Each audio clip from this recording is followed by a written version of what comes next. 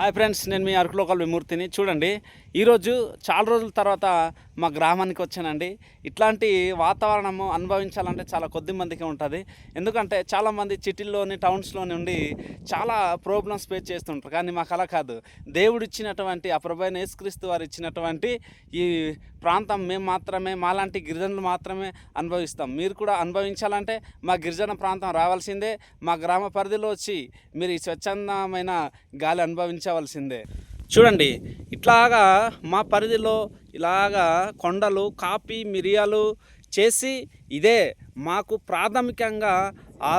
ప్రాథమికంగా మాకు జీవనాధారమైనటువంటి కాఫీ మిరియాలండి. దీన్ని గవర్నమెంట్ గుర్తించి సరైన పెట్టుబడులు పెట్టి సరైన ధరలు కల్పిస్తే మాలాంటి సామాన్య గిరిజన ప్రజలు బ్రతుకులు మారుతాయని ఈ వీడియో రూపంగా తెలియజేస్తున్నాను.